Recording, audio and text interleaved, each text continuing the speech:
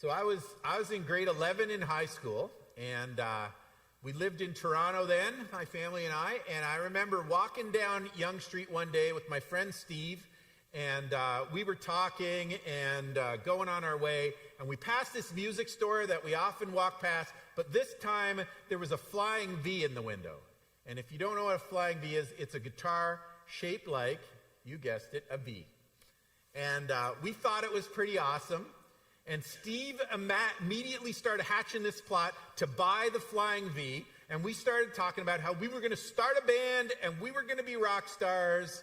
And this was going to be great. So he was going to buy the Flying V when he saved up enough money. And I was going to scrape enough money together that I would get a bass guitar. And that would be the beginning of our band. All we needed was a drummer. And we knew a guy. So we thought, this is how it all starts. We're going to do this thing. And so he saved up, and when he was ready, he bought the guitar. I still didn't have enough money, but in June of that year was my mom's birthday, and then my birthday was in July, and she got some money for her birthday in June, and she spent it to buy me a bass guitar for my birthday, which was pretty cool of her. And so I started practicing bass at home and getting together with Steve, and we'd jam at the church, and we kept trying to learn as much as we could. And I'd find guys at school that played bass guitar and say, show me some things and show me a riff or show me a little trick. And I'd start and I'd practice and practice and practice. It did not happen like the after school specials on TV. Like I didn't instantly pick it up and you know, I'm immediately jamming. I could picture what I wanted it to be like. I could hear the sound in my head, but it takes a lot of practice and a lot of work to get good at bass. I don't know if I ever got there. Well, I know I didn't. But I got a little better, and we eventually ended up playing in church for a Battle of the Bands thing, kind of a talent show kind of thing at the church. And you know, it was kind of nerve-wracking, and we played some mellow song. Steve didn't use his Flying V for that one for some reason. But we started learning and playing, and I can remember sitting in my first concert when we went to watch a real band play, and it was amazing, and everything was so loud and so great, and you're watching real professional musicians play, and I was inspired. I'm like, that's great. That's what it can sound like. We got to keep practicing. And I went home and I picked up my bass, and I practiced all that week because maybe I can get better at this. Maybe I can get good. Maybe I can learn to really play this thing and make it sound like music, and maybe we can do some stuff. So we learned a couple of songs. We wrote a couple of songs. It was easier to play songs we wrote because we could just put in the chords that we knew. And we didn't have to learn extra chords and try to bend our fingers. B minor. Man, that chord's hard. So we kept working at it. And we were kind of inspired when we saw it done right. You kind of can walk home inspired and go, that makes you want to do it more. And I don't know if you've had that, maybe not with music, maybe with music, but maybe you've had that with something else. Maybe it was hockey, and the first time you went to a professional game, you're like, those guys are really good, and I can see what they're doing, and man, they skate hard, and man, they move fast, and I gotta up my game. I gotta get better at these skills.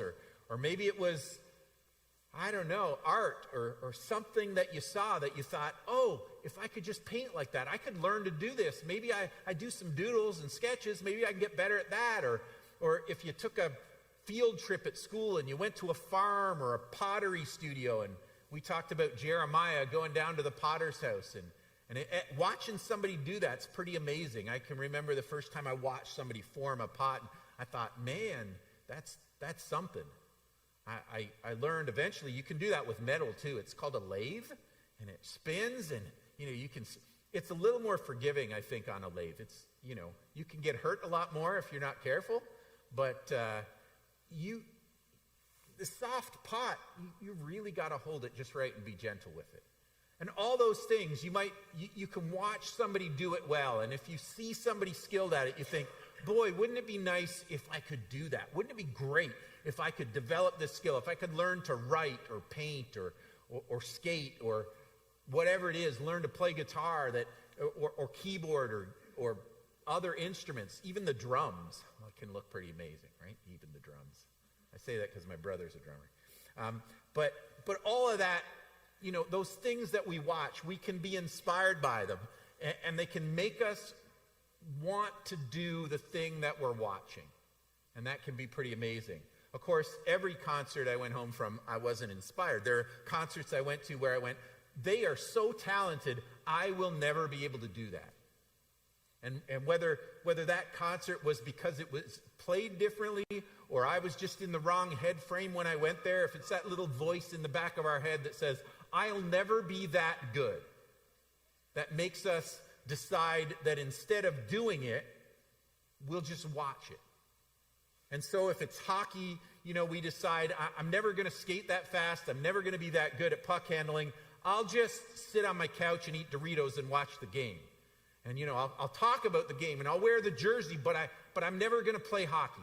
I'll never be professional, so I just got to settle for that. Or I'll never play guitar like that. I'll just listen to music.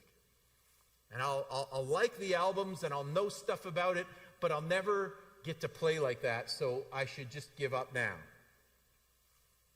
And so everything can get like that. And I don't know why it is that we get that way, that as a kid, as a teenager, as an adult, sometimes we're inspired by something to say, maybe I could do that, and I'll push myself, and I'll try to learn some new skills, and I'll try to do something amazing. And other times we see it and go, I'll never reach that goal, and I might as well quit now, and I'll just sit and watch, and I'll do something else instead.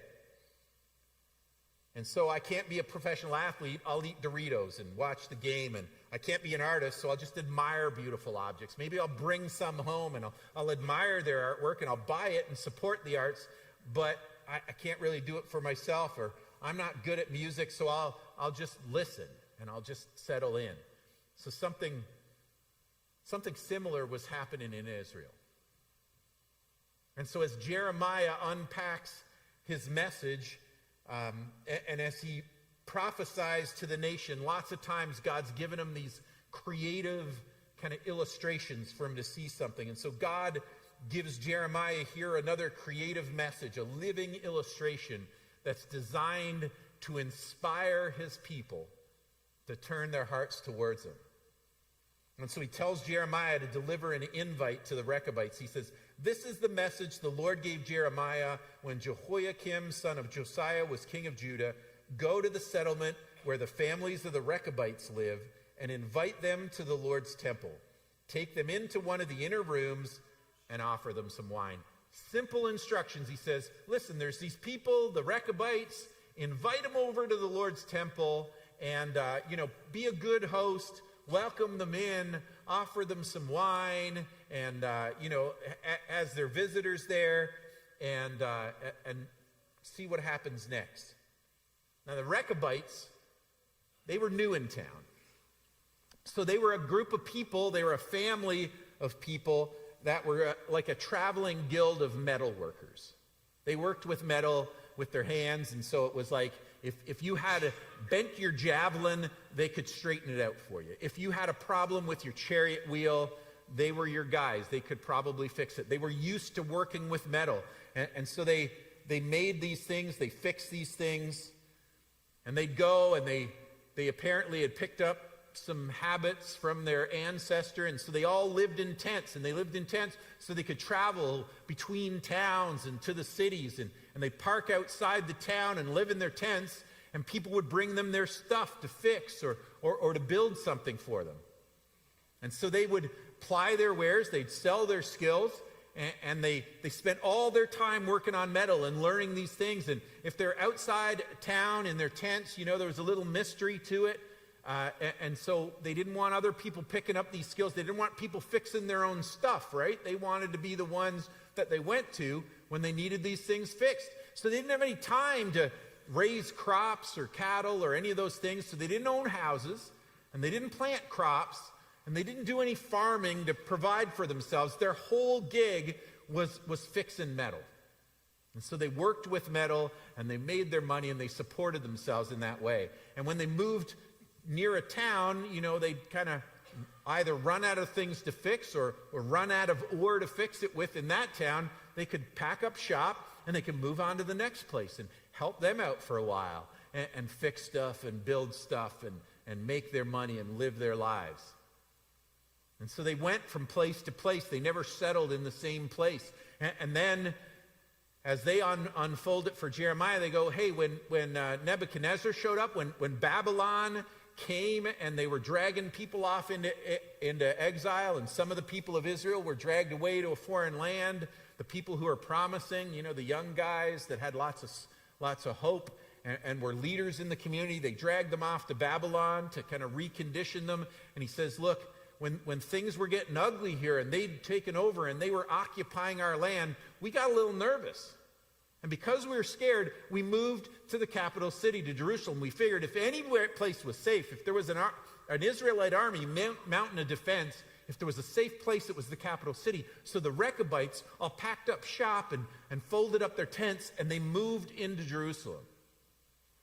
And you can just picture it in this big city where people did all kinds of different things, and people had all kinds of different ways they made a living, and everybody's living the city life. And here comes this family of nomads living in tents. Not one of them owns a house. And none of them do anything but work with metal. They don't know how to plant a crop. They don't know how to harvest a crop. Like every one of them lives exactly the same, and every one of them kind of runs their lives the same, and they all do these things. And what's even weirder is they don't party. Like they don't like to drink wine. You offer them a wine, and they'll say, no, that's okay. And so they didn't fit in very well. They stood out. And so these Recabites stood out. They were different. They lived in tents. And they didn't follow along with the crowd.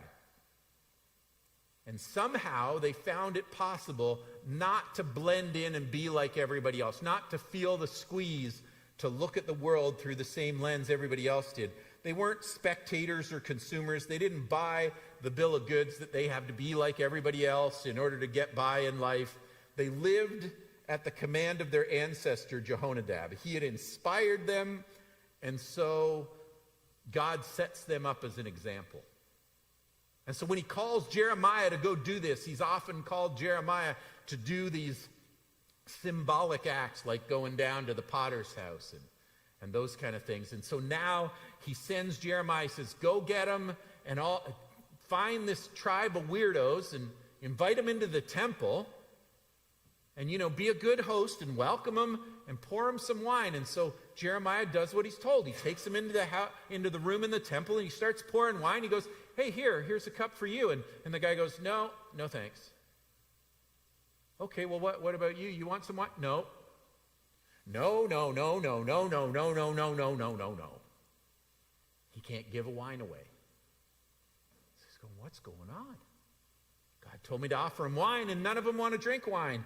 And that's the point in which God starts to explain to him. And so they lived by this command of their ancestor, Jehonadab. He'd inspired them, so God sets them up as an example, and he says, this is what the Lord, the God of heaven, says. Go and say to the people in Judah and Jerusalem, come and learn a lesson about how to obey me. The Recabites don't drink wine to this day because their ancestor Jehonadab told them not to. But I've spoken to you again and again, but you wouldn't listen. You notice he doesn't say, listen, you guys should be like the Recabites. You should go live in a tent. You guys, you are messing up because you're living in houses.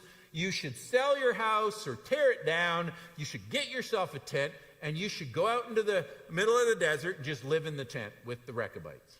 He doesn't say that. That's not what he's getting at. And he doesn't tell them that they should never plant a crop again. What would happen if none of them planted crops, right? If there was nobody providing the food, what would happen next? If everybody in Israel said, yeah, let's go out in the desert, we're going to live in tents, and none of us, we're going to learn how to work with metal like the Recabites, and we're not going to plant any crops, we're not going to raise any cattle, we're not going to do anything to raise any food, we're just going to work with metal like them. It's not going to go very well, right? It's not going to last very long.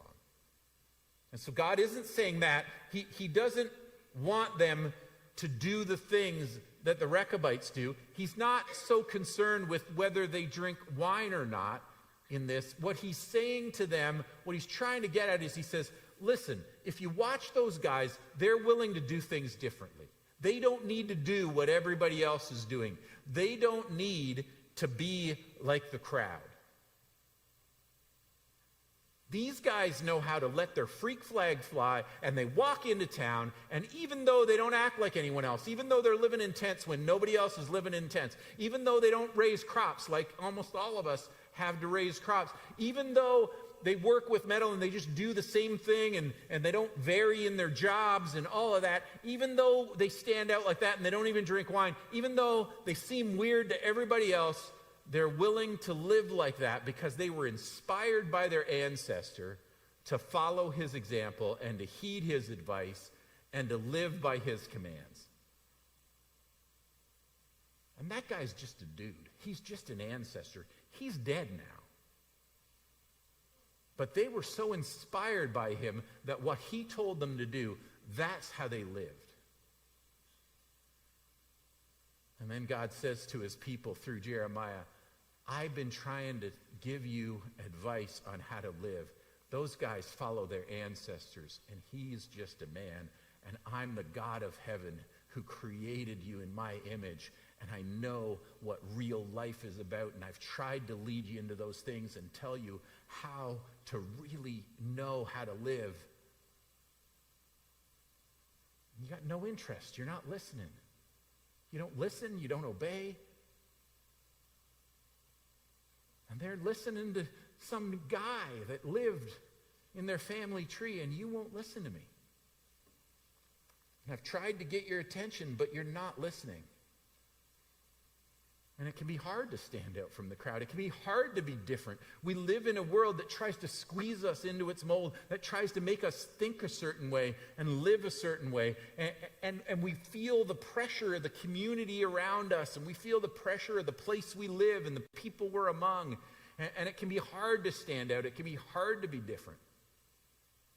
We live in a world where if you get on Facebook or you get onto YouTube and you watch videos, there's an algorithm, right? You've heard this. And if they know that you're looking at certain videos, whether you're left-leaning or right-leaning or what your political views are, they feed you more of that stuff because that'll keep you engaged with them, and you'll watch more videos and they'll make more money. And they don't care what you think. They just care that you keep watching. And so you fill your head with one way of looking at the world, whether it's this way or that way. And we let all kinds of other voices tell us how to think and tell us what we should do and how we should go about our business.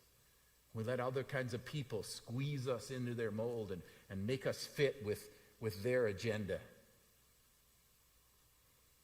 We live in a world where we fight the same instinct to just be one of the crowd that Jeremiah's people faced. And God is still giving us the same message. If you listen for my voice, if you hear from me, if you're willing to be challenged and inspired by the scriptures, by the way that God communicates with us, if you do that, if you follow him, if you learn to dig into who he is and hear his voice above all others and say, I don't care what anybody else thinks. I don't care how they push me. I don't care whether they're my people or the other people. I want to think like God thinks, and I want to look at the world the way he looks at it. And the crowd can make us spectators. It can make us consumers. But the word is calling us to live for Jesus. But it's easier to eat Doritos and sit on the couch than to play professional sports. And it's easier to just admire beautiful objects and maybe buy some and bring them home than it is to be an artist. And it's easier to just listen to music than it is to learn to play an instrument.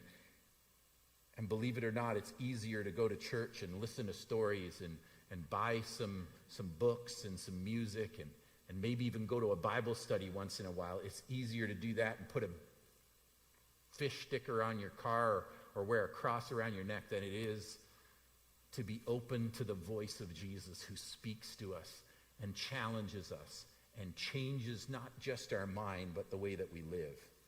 It's easier to do that than to be a saint, to give our hearts to God and to follow him and to listen when he speaks and to do what he tells us to do and live life according to his pattern rather than the pattern of the world around us.